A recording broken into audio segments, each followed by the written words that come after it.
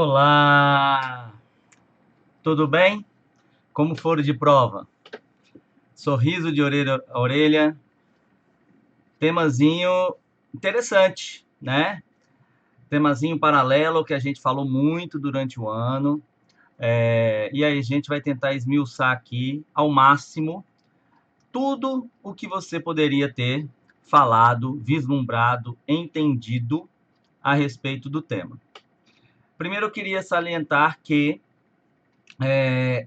nós, professores, estamos ainda de posse apenas do tema, tá certo? Da frase que compõe o tema da redação. A gente não teve acesso ainda aos textos de apoio, aos textos motivadores, à prova em si. Então, isso aí durante a semana a gente vai enriquecendo o nosso comentário, tá certo? Então, vamos falar aqui invisibilidade e registro civil, garantia de acesso à cidadania no Brasil. Poxa vida, quando a gente travou uma discussão sobre a situação do morador de rua, quando a gente travou as situações dos moradores das periferias, quando a gente travou algumas discussões sobre as consequências da pandemia Covid-19, a gente, em paralelo, trabalhou com essa questão da invisibilidade das pessoas.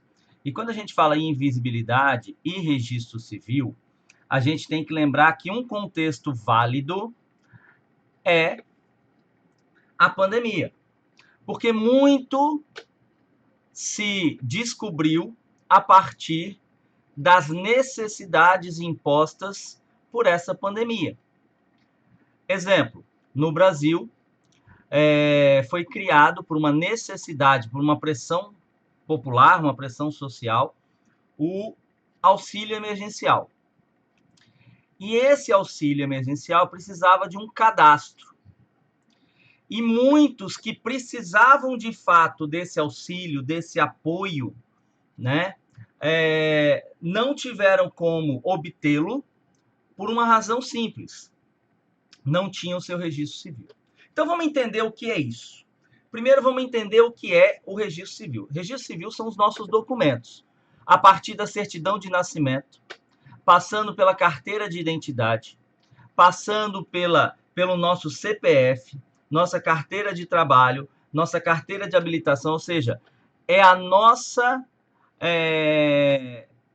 identificação perante a sociedade. Por isso, registro civil, tá certo? Então, muitas pessoas no Brasil não têm esse registro civil. Por exemplo, tem pessoas que nunca votaram porque não têm o título de eleitor, nem tem um CPF, nem tem uma carteira de identidade. Então, para o Brasil, eles não existem. Por isso, invisibilidade e registro civil. E isso é um desafio muito interessante a ser averiguado. Até porque quando a gente fala um pouquinho, preenche um pouquinho a continuidade do tema, garantia do acesso à cidadania, a cidadania é fazer parte, é ter os direitos e os deveres.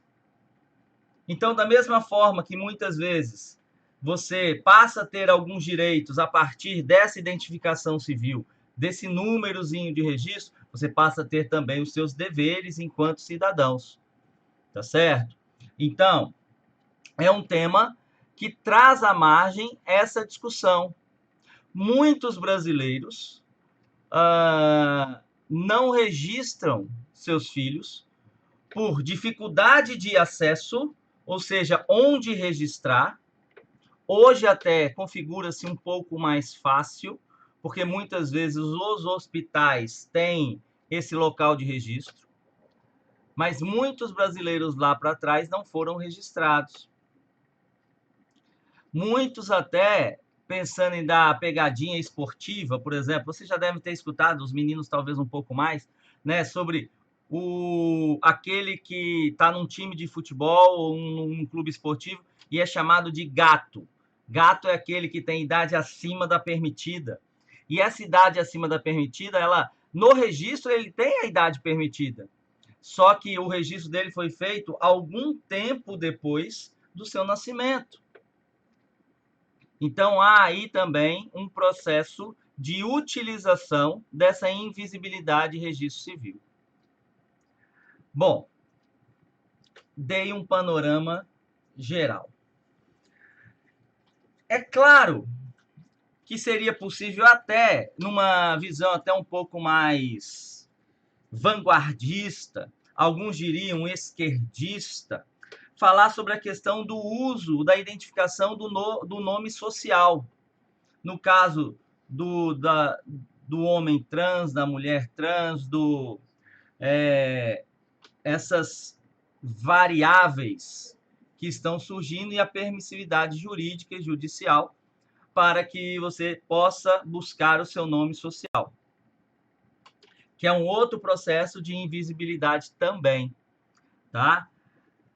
Mas, pegando pela essência do que a gente tem no governo, na sociedade contemporânea, é bem possível que a gente tenha um texto discutido a partir dessa invisibilidade ser um reflexo da nossa desigualdade socioeconômica. Perfeito? Parte da população, como eu disse anteriormente, não tem acesso a esse registro. E ele é gratuito.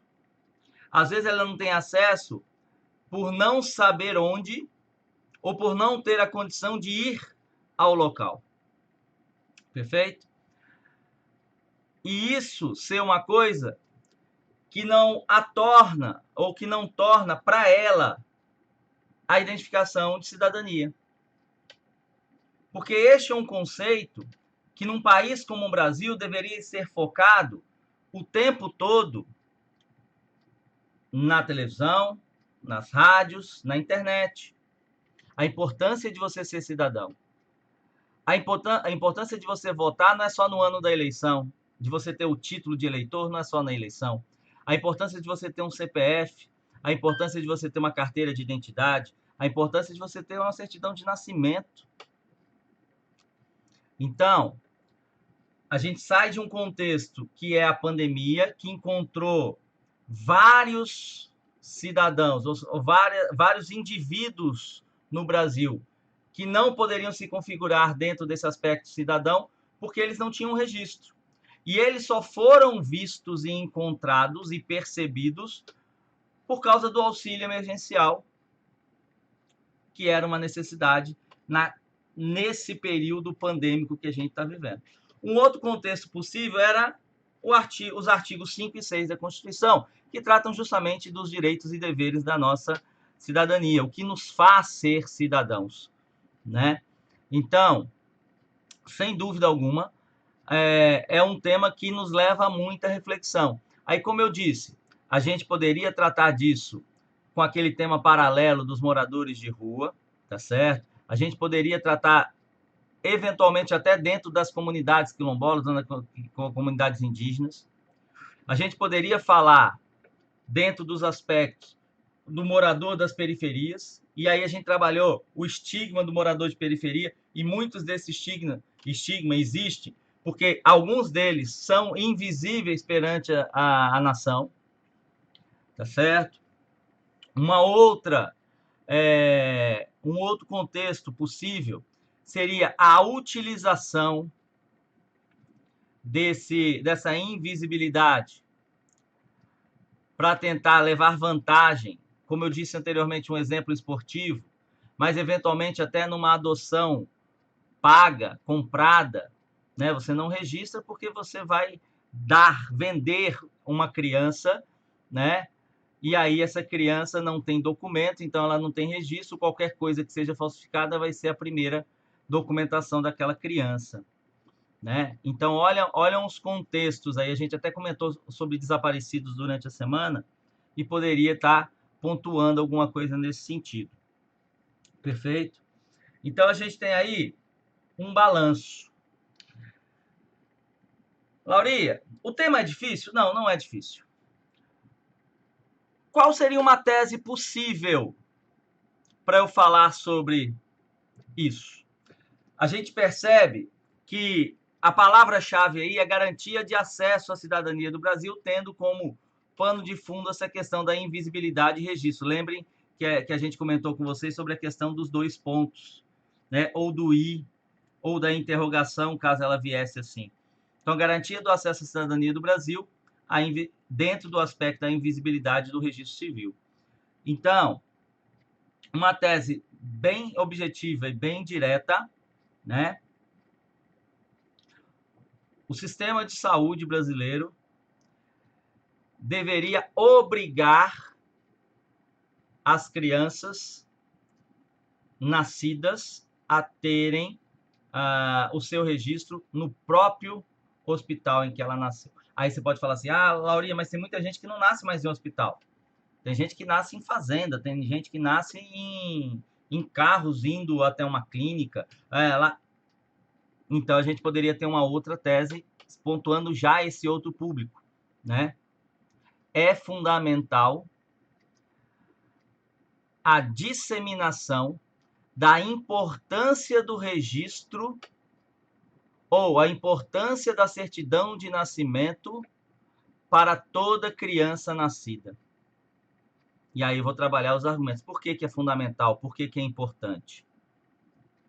Uma outra tese possível é: o Brasil só será um país desenvolvido quando tiver o registro de todos os cidadãos que vivem, que moram no seu território.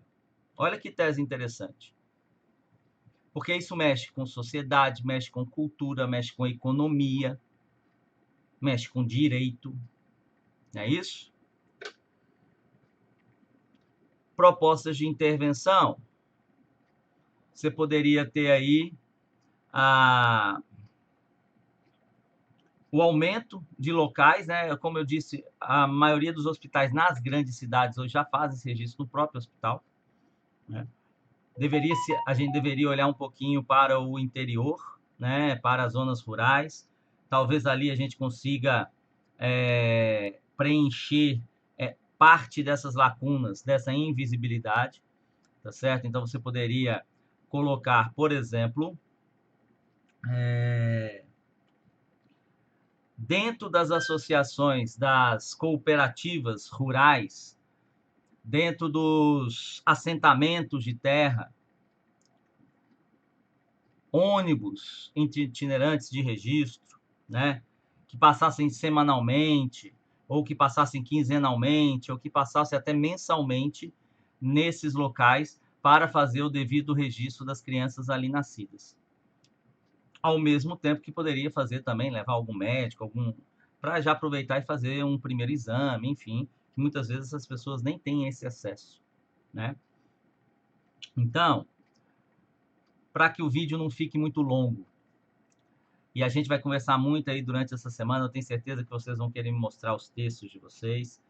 Eu fiquei muito alegre, eu fiquei muito contente com o tema, eu estava um pouco receoso diante das interferências divulgadas, né? Mas ao mesmo tempo que a gente também sabe que a prova de redação não é feita do dia para a noite, ela precisa de todo um processo de estudo, de todo um processo de trabalho, né? E a gente sabe que são produzidos 4 temas em geral, né? Para que a gente possa ter a prova do PPL, pessoas privadas de liberdade, o Enem digital, o Enem impresso, que esse ano, inclusive, foi na mesma data, então foi a mesma prova. E você tem a prova sobressalente para casos de vazamento. Então, é bem possível que a interferência não tenha mudado o tema, mas sim apenas optado pela prova que estava mais aberta, né? Como eu tenho dito, eu não tenho percebido nos últimos anos um viés ideológico, político partidário dentro das provas de redação do Enem. Ao contrário, eu vejo as provas do Enem cada vez mais reflexivas. Isso é muito interessante. Eu falei muito durante o ano, tá certo? Cuidado com as certezas das, entre aspas, mães de nada à prova de redação. Vai aparecer muita gente falando que deu este tema específico. Eu acho difícil. Nós aqui nós falamos em paralelo a outros temas. A gente deu prioridade a outros temas, tá certo? A gente falou en passant dessa questão do registro da invisibilidade, especialmente quando a gente falou do morador de rua e falou dos moradores de periferia, tá? A gente falou dos invisíveis, dos moradores invisíveis, né? E que muitas vezes sofrem agruras por não terem acesso a direitos que eles teriam. Perfeito? Então, é muito importante que a gente tenha essa dimensão.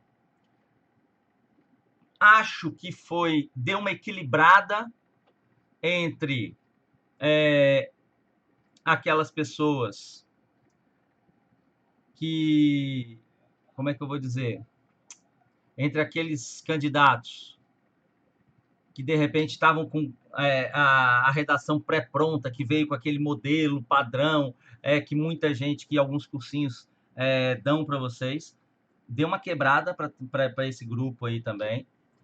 E fortaleceu aquele grupo que foi preparado para refletir, foi preparado para construir dentro da estrutura do texto dissertativo um tema a partir do seu conforto.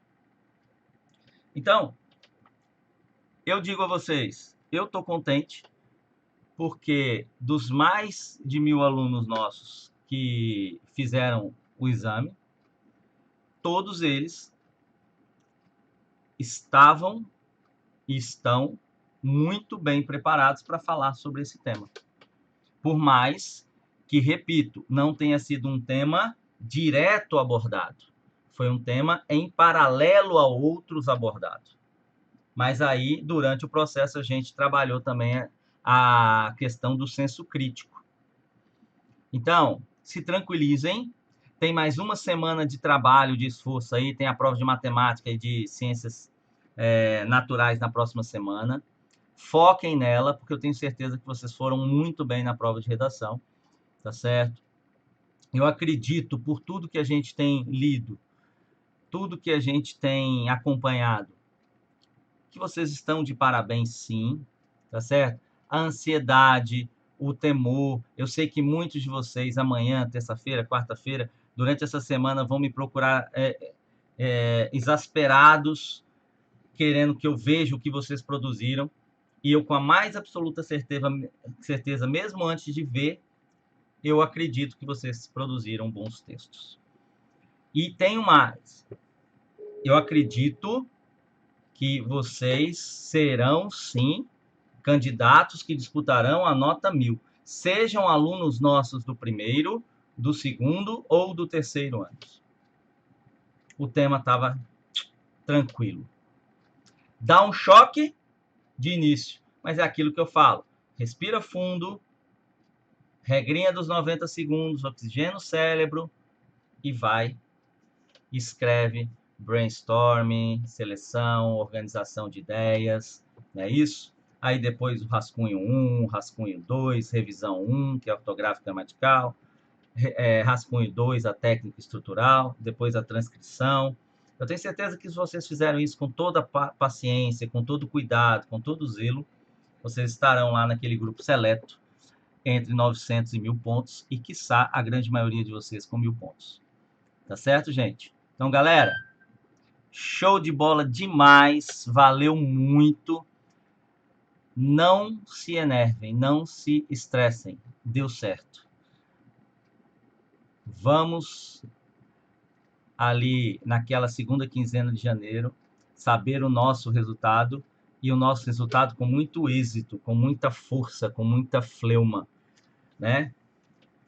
E não se esqueçam, quem for pagar churrasco para o professor Laurinha, é churrasco de camarão, salmão, porque eu não como carne vermelha. Show de bola? Fechou? Então, gente, mais um ano, mais um ciclo, tema legal de se fazer, alunos tranquilos e alunos com sucesso, tá? Agora lembre-se, não adianta nada tirar 1.000 na redação e lá na matemática, no próximo domingo, dar uma escorregada, tá? Vamos também focar nessa última semana aí. Estou à disposição de vocês durante essa semana, tá certo? Quem, porventura, não estiver vendo esse vídeo e não for aluno do professor Lauria, ou nas escolas em que eu dou aula, ou nos meus cursinhos de redação, né, o particular e alguns cursinhos completos, podem entrar em contato comigo, tanto aqui pelo YouTube, quanto pelo Instagram, tá certo? É tudo Professor Roberto Lauria, tudo junto em minúsculos, facinho de achar, tá certo? Vem conosco.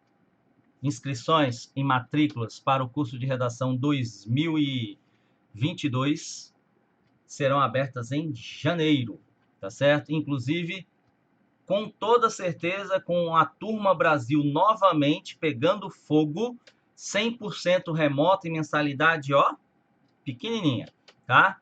A gente deve apresentar também, e aí lá para janeiro a gente vai definir isso bem direitinho, tá certo?